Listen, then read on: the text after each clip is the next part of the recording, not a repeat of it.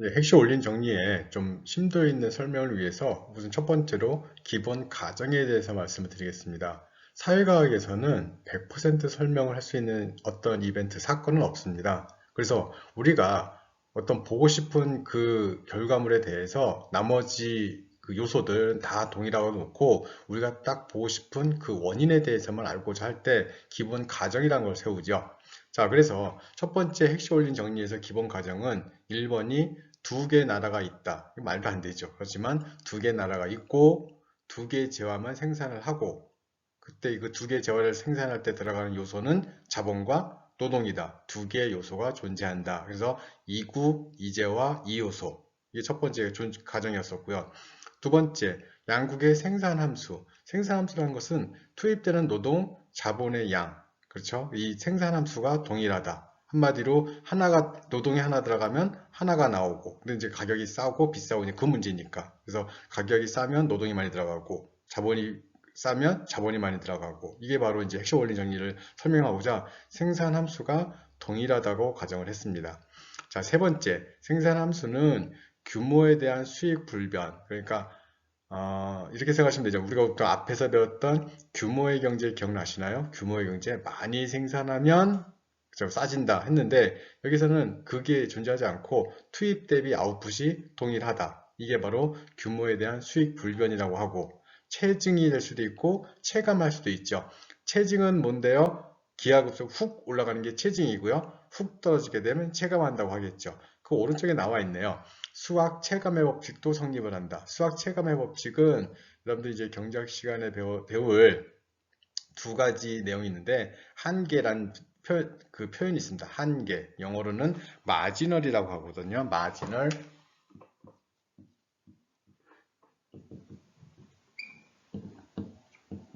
이게 조금 어려운 개념인데 한번 이해를 한번 해보세요. 어떤 재화를 만들 때 평균 비용이 있고 한계 비용이 있다. 우리가 보통 이제 여러분들이 여태까지는 평균 비용을 생각하신 겁니다. 평균 비용이란 게 뭐냐면 10개를 만들 때 많이 들어갔다 그러면은 뭐 10개 들어갈 때 10,000원이 들어갔다 그러면 하나에 1,000원씩이다. 이 평균이죠. 에버리지. 그렇죠?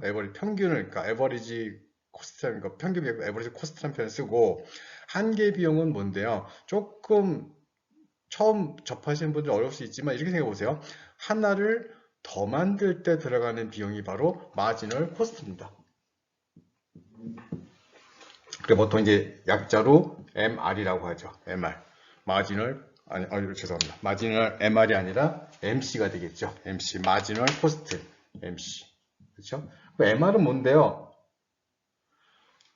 하나를 더 만들 때 얻을 수 있는 수익을 MR이라고 하죠. Marginal Revenue.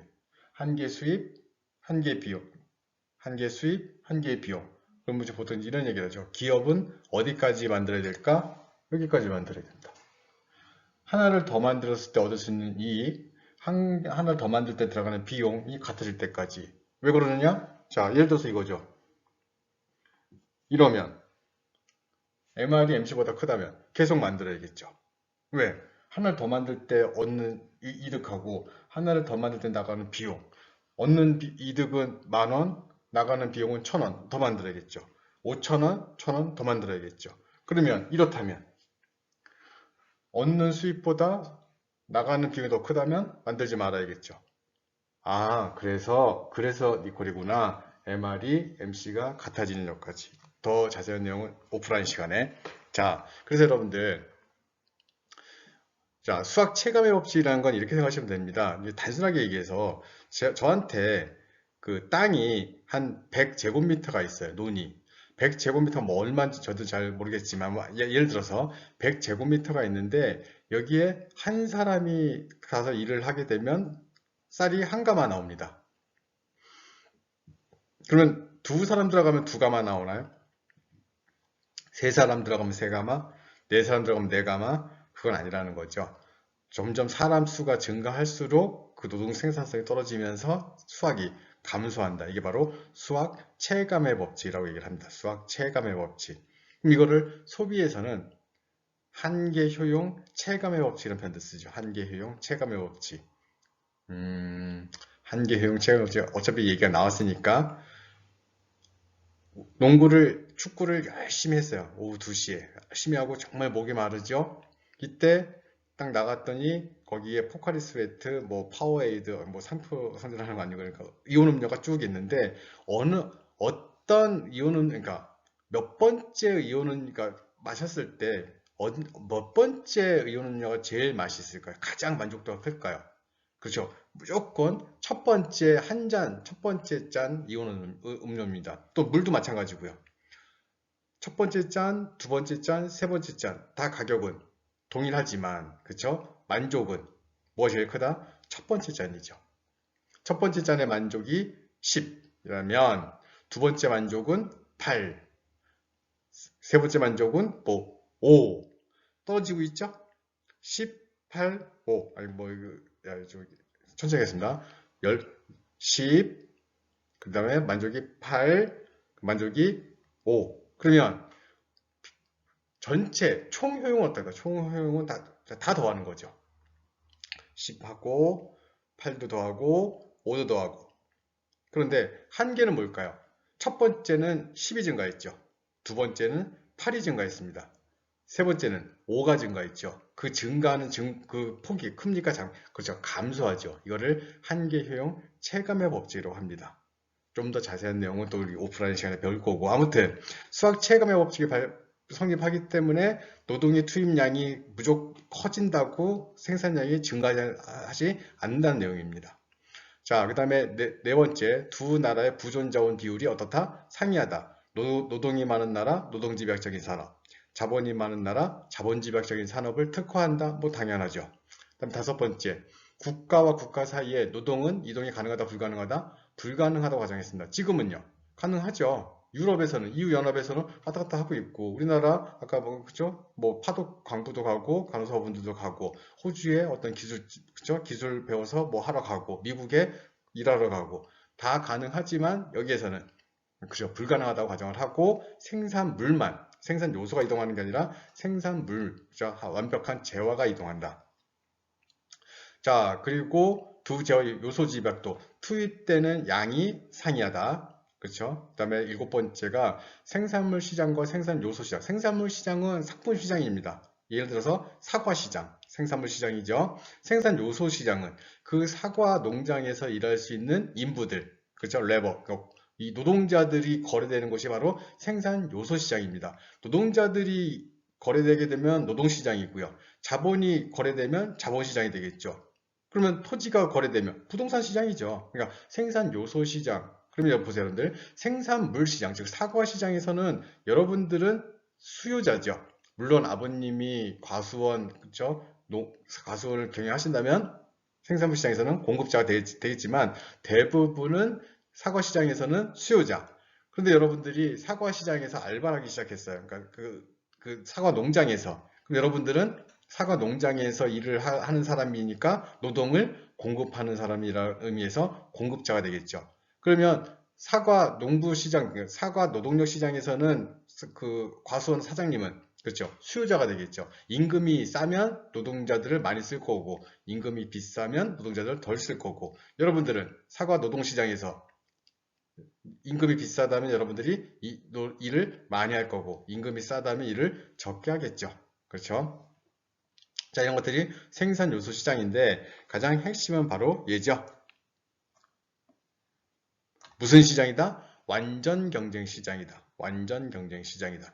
여러분들 완전 경쟁 시장은요. 우리가 보통 이제 시장을 크게 네 가지로 구별하는데 뭐 여러 가지가 있지만 네 가지로 구별하는데 첫 번째가 완전 경쟁 시장을 가정합니다. 완전 경쟁 시장이 있고요. 두 번째가 기업이 혼자 하는 독점 시장이 있죠. 독점 시장의 가장 대표적인 사례는 MS죠. 마이크로소프트. 누구만 만듭니까? 그렇죠. 마이크로소프트라는 회사만 윈도우를 만들잖아요. 그렇죠? 자, 그게 바로 독점 시장. 세 번째는 과점 시장이라는 게 있습니다. 과점 시장. 과점 시장은 어떤 시장인데요?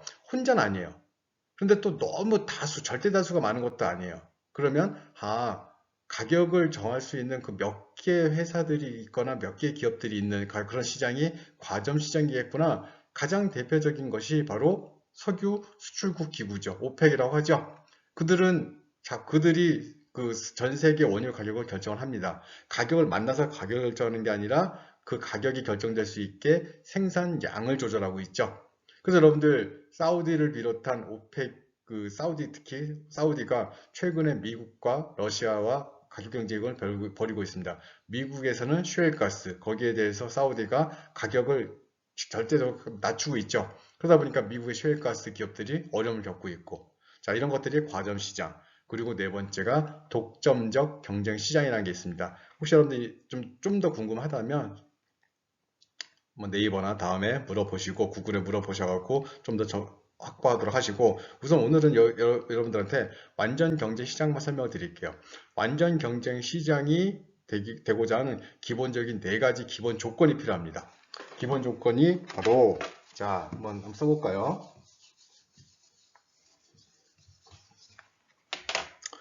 1번이 price,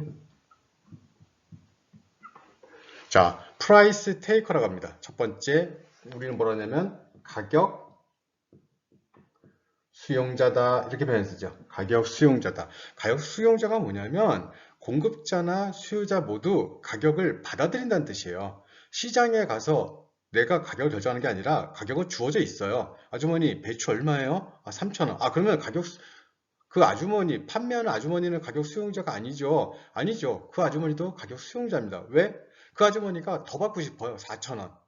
그러니까 3,000원이나 4,000원 받고 싶은데 제가 물어봤어요. 아주머니 얼마예요? 네, 4,000원. 안 사죠. 왜? 옆 가게에서 3,000원에 팔고 있는데 굳이 똑같은 재화를 제가 4,000원 주고 살 이유가 없죠. 그럼 옆으로 가버린단 말이에요. 그럼 아주머니 당연히 3,000원을 받겠죠.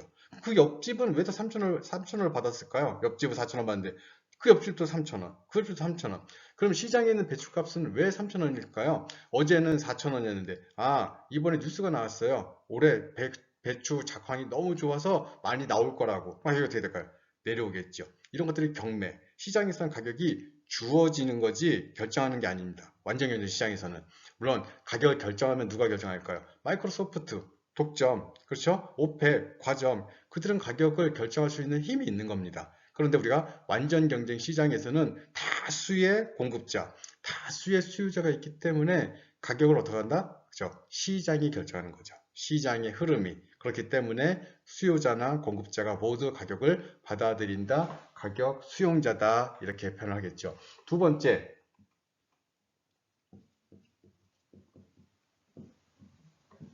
재화가 다 동일한 겁니다. 동일한 재화. 물론 말도 안 되죠. 해남에서 올라온 배추, 강원도 고랭지 배추, 제주도 배추 다 퀄리티, 품질이 다른데 뭘 가정했다? 동일한 재화다. 배추를 갖다가 확 뿌려버리면 그 누구도 이게 어디서 왔다는지 알 수가 없다. 품질도 똑같다. 쪼개면 똑같이 신라면 공장에서 나오듯이 똑같이 생겼다. 물론 가정입니다. 그래서 동일한 재화이고, 왜? 재화가 다르면 가격이 어떨까? 달라지니까. 지금은 완전 경쟁 시장의 기본 조건, 모든 재화가 same quality, 동일한 퀄리티를 가지고 있다. 자, 세 번째.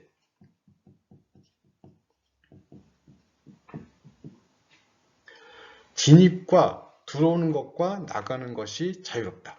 들어올 때 진입장벽, 나갈 때 퇴출비용 이런 게 없고요. 들어오고 싶으면 들어오고 나가고 싶으면 나가는 겁니다.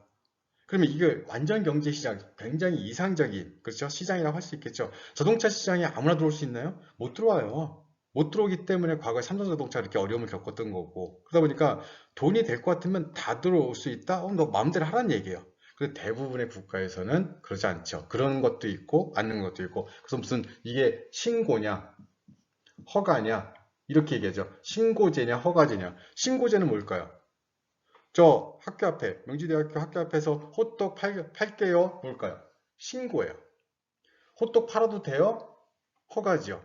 그러니까 신고나 허가 차이가 좀 명확하죠. 그런데 진입과 퇴출, 네 마음대로 하라는 얘기예요. 와서 호떡을 팔고 싶으면 팔고, 나가고 쫄딱 망해서 나갈 거면 나가고, 나가는데 뭐 비용 필요 없고 그냥 들어올 때 네가 알아서 하고 나갈 때 네가 알아서 해라. 이게 진입과 퇴출이 자유롭다. 이게 완전히 세 번째 조건이고요.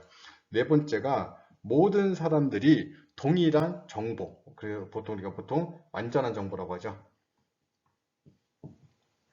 perfect information, 즉 완전한 정보를 다 가지고 있다고 가정하는 겁니다. 근데 사실 그런가요? 그렇지 않죠. 우리 맨날 그러잖아요. 증권사 다니는 친구들한테 오랜만에 만나면 야, 뭐가 좋아 요새?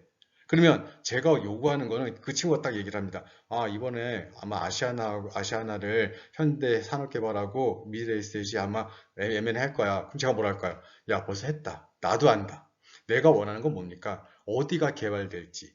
어떤 특이한 뉴스가 있으니까 나만 알 수 있는 그런 뉴스를 알려줘야 제가 초과 수익을 얻을 수 있을 거 아닙니까? 그걸 요구하는데, 다 알고 있는 정보. 지금 대부분의 사람들이 다 알고 있죠. 왜?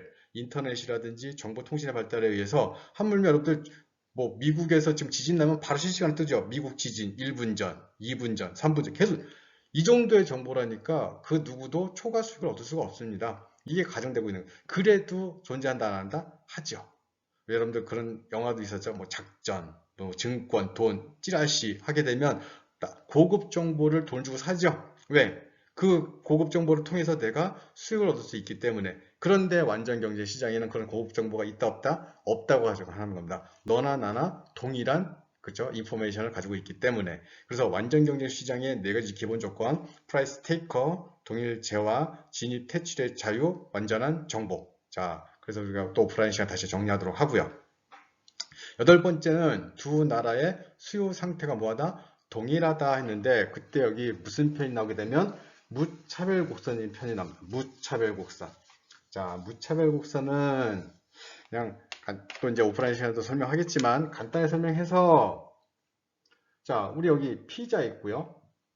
여기 콜라 있다고 얘기할게요. 예를 들어서 피자와 콜라. 제가 가지고 있는 돈은 많은가요, 적은가요? 그렇죠. 한정되어 있죠. 그래서 피자를 사 먹을 수 있는 양과 콜라를 사 먹을 수 있는 양이 어떻다? 그렇죠. 정해져 있는 거예요. 그런데 제가 너무 제가 지금 10,000원이 있는데 피자 한 판이 1,000원이에요. 말도 안 되지만 가정. 그렇죠? 콜라는 500원이에요. 그러면 선택할 수 있는 건 콜라를 다 먹든지 피자를 다 먹든지 이거 바보라고 그러면 안 되죠. 경제에서 의사결정은 그가 가장 좋아하는 걸 하는 거니까 피자 그냥 목 꾸역꾸역 막히도록 먹어. 콜라 배부르도록 먹어. 상관없는데 우리는 그렇게 하지 않죠. 피자를 좋아하면 피자를 좀 많이 먹고 콜라를 좋아하면 좀 콜라를 많이 먹고 그렇죠? 좀 중간에 있고 그래서 뭐 어떻게 하냐면 우리가 보통 이렇게 결정을 하죠. 내 돈 가지고 내 돈 가지고 10,000원 가지고 피자를 10개 먹느냐 콜라를 20개 먹느냐 그럼 적당하게 나눠서 먹느냐 뭐 어떤 게 좋다는 건 없어요. 왜? 선호니까 내가 좋아해서 한다는데 그때 얘가 그렇죠 예산 제약선이라고 한다면 그러니까 내 돈 가지고 살 수 있는 예산 제약선 한다면 무차별 곡선은 약간 다릅니다. 무차별 곡선은 보통 어떻게 표현되게 되냐면 이렇게 뚝뚝뚝 설명되는 게 아니라 보통 이런 표현을 써요. 이건 나중에 또 다시 설명할 테니까 우선 그림만 외우세요. 어떻게 생각한다? 자, 원점에 대해서 볼록하다. 눈 바라보고 보면 볼록하죠. 그렇죠? 이게 바로 무차별 곡선입니다. indifference curve라고 얘기를 하는데 쉽게 얘기하자면 피자를 먹었을 때 만족도, 콜라를 먹었을 때 만족도. 자, 돈 얘기가 아닙니다. 만족도. 그렇죠? 자, 그 선택. 그래서 이제 우리가 보통 이제 그래프를 이렇게 그리고 그냥 한번 써만 드릴게요. 먼 게 선호되고요. 어떤 게 더 좋을까요? 1번, 2번. 2번이죠. 많이 먹었으니까. 그렇죠? 자, 그러니까 무슨 얘기냐면 이 무차별 곡선은 피자를 먹었을 때 많이 먹었을 때 이만큼의 만족도가 있다는 얘기예요. 콜라를 많이 먹으면 이만큼의 만족도가 있다는 얘기죠. 그럼 어떤 사람은 피자를 많이 먹었을 때 크고 어떤 사람은 콜라를 많이 먹었을 때 좀 그렇죠? 이 사람은 크게 이렇게 선택하겠죠. 그럼 이거는 얘보다 더 좋은 거잖아요. 더 많이 먹었으니까 선호되는 거죠. 더 선호되는 거죠. 그러니까 1번이 그러니까 무차별 곡선이 원점으로부터 먼 게 뭐하다? 선호된다. 좋다. 이게 1번 명제예요.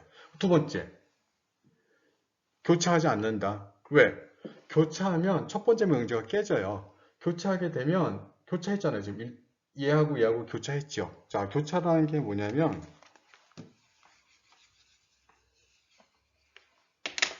이거예요. 교차가 이거예요. 교차.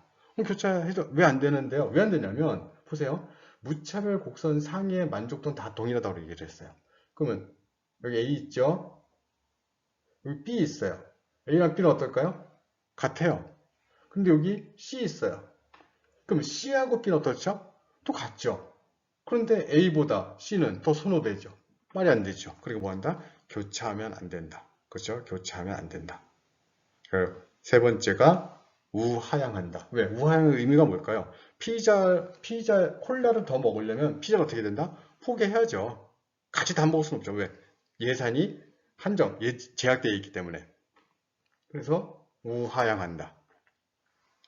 그리고 네 번째가 원점에 대해서 볼록하다인데 이 부분은 조금 심도 있는 설명이 필요하기 때문에 오프라인 시간에 다 웬만하면 설명 안 되면 다 넘기는 거죠. 그리고 여러분들 오프라인 시간에 그래서 만나서 꼭 우리 할 얘기 되게 많잖아요. 해야 되니까 우선 무차별 곡선이의 개념. 선호 만족도구나. 피자 먹었을 때, 콜라 먹었을 때, 내 만족도, 네 가지 기본 조건. 첫 번째, 먼 게 선호된다. 두 번째, 교차하지 않는다. 세 번째, 우아향한다. 네 번째, 원점에 대해서 볼록하다. 설명을 다시 보여드리도록 하겠습니다. 자, 그리고 마지막으로 이제 9번이 뭐냐면, 바로 수송비와 무역장벽이 뭐한다? 존재하지 않는다. 말도 안 되죠. 던지면 갑니까? 공장에서 나와서 미국 마이클 아저씨 받으세요. 던지면 갑니까? 아니죠. 배 태워야죠. 포딩 뭐 실어야 되죠. 그래서 각종 서류 준비해야 되죠. 막 엄청난 일이 존재하고 거기에 보관해 창고 비용에 에어 비용에 부킹 캔슬 차지까지 얘기가 나옵니다. 그래서 수송비 당연히 존재하고요. 그다음에 무역 장벽 존재합니까? 안 합니까? 뒤에 나오겠지만 분명히 존재합니다. 그렇죠? 트럼프하고 시진핑 맨날 싸우고 있잖아요. 왜 관세 왜 불리냐? 내 마음이다. 네가 잘 하다 보니까 무역 장벽 엄청나게 존재하고 수송비 엄청나게 드는데 던지면 간다. 그렇죠? 왜? 가정이니까. 우리 뭐만 보고 싶다? 노동의 양, 노동의 투입량, 자본의 투입량만 보고 싶으니까. 그래서 이게 바로 획시 올린 정리의 기본 가정이고 왜 설명을 드리냐면 여러분들 가장 기본적인 1, 2학년 때 그렇죠? 경제학 또는 국제통상 원론 이런 거 배울 때 기본적으로 여러분들 접근해야 할 그 방식에 대해서 설명하고자 이 부분을 조금 길게 설명을 드린 겁니다. 좀 이해가 잘 안 되면 반복해서 들으시고 제가 말씀드린 내용 중에 무차별 곡선이라든지 한계 효용 체감의 법칙 그죠? 수학 체감의 법칙 규모에 대한 수익 불변 이런 언어들이 있죠. 여러분들 이런 언어들을 자꾸 숙지하셔야 돼요. 왜? 다른 사람들 같이 이야기할 때, 학문적으로 이야기할 때 다 이런 단어를 쓰는데 그 단어 자체에서 막히게 되면 여러분들, 그렇죠? 접근하기가 힘들어지니까 서로 간에 기본적으로 이런 표현들을 알겠지. 총 비용, 평균 비용, 한계 비용 알겠지 하고 얘기를 하니까 여러분들이 지금은 무조건 스펀지처럼 받아들이셔야 됩니다. 그렇죠? 좀 어렵더라도 다시 반복해서 들으시고 혹시 설명이 부족했다면 누구한테 물어본다? 그치, 어머니한테 물어보시면 안 됩니다. 어머니 등록금 줬는데 그럼 어머니한테 물어보면 어머니 화내세요. 열심히 지금 등록금 벌고 계신데 누구한테 물어본다? 예, 저한테 처음에 네이버나 다음에 구글한테 물어보시고 그래도 이해가 안 되시면 저한테 이메일을 주신다든지 그러면 말로 설명하면 금방 끝나는데 여러분들이 글로 주시면 좀 어렵기 때문에 우선 주세요. 그럼 제가 말로 설명 안 될 것 같으면 전화를 하든지 아니면 우리 줌이란 게 있죠. 줌 제가 불러드릴 테니까 해서 서로 간에 좀 그리며 설명할 수 있는 시간이 있으니까 여러분들 새벽 2시, 3시 줌 안 됩니다. 자야 되니까 그때 녹화도 또 해야 되니까 혹시라도 여러분들이 정말 이런 걸 좀 물어보고 싶으시면 첫 번째 메일 주시고 거기에 대해서 제가 답변을 최대한 빨리 드리고 이거 카톡을 하든지 또는 좀 외국 중국 학생들은 위챗 같은 것도 많이 하니까 하든지 아니면 이거는 말로 설명하겠다 그럼 제가 몇 시에 하겠습니다 해서 알려드릴 테니까 그런 부분에 대해서는 그때 다시 이야기하도록 하겠습니다. 언제든지 질문하세요. 그래서 핵심원리 정리의 첫 번째 명제는 우리가 앞에서 배웠다시피 각국이 가지고 있는 요소 부존의 차이가 존재한다. 요소 부존의 차, 그 원인으로서 요소 부존 이론이라는 표현을 썼고요. 결론적으로 요소 부존 중에 노동이 많은 나라는 노동집약적인 산업, 자본이 풍부한 국가는 자본집약적인 산업, 노동이 많은 국가는 무엇이 싸다? 임금이 쌀 것이고 자본이 풍부한 국가는 그렇죠. 이자가 쌀 것이니까 그것을 특화해서 서로 수출하고 수입하게 되면 둘 다 이득 볼 수 있다. 이게 바로 요소 부존 이론이죠. 그렇다면 자, 요소 가격 진동의 이론은 무엇입니까? 자, 내가 부족한 것은 수입할 것이고요. 내가 많은 것은 수출할 것이니까 그렇게 되면 그 상대국 A와 B 또는 한국과 미국 사이에 그 요소 가격의 차, 이는 점점 어떻게 될까요? 점점 줄어들겠죠. 미국은 싼 노동력의 재화를 수입할 것이고 자본 집약적인 산업을 수출하겠죠. 한국은 노동 집약적인 산업을 수출하고 자본 집약적인 산업을 수입하겠죠. 그러면 점점 이 갭 점점 어떻게 될까요? 그렇죠? 점점 어떻게 된다? 줄어들 거다. 그러니까 줄어든다는 표현은 뭘까요? 비슷해지겠지. 그게 바로 요소 가격 균등화라고 할 수가 있겠습니다. 그러면 세 번째 시간에 다시 만나도록 하고요. 두 번째 시간에 앞쪽에서 좀 설명을 과하게 했죠. 자, 여러분들이 조금 어렵더라도, 그렇죠? 자, 아까 첫 번째 장에 나왔던 그런 기본적인 내용들은 꼭 숙지하시기를 부탁드리겠습니다. 그럼 3교시에서 만나도록 하겠습니다.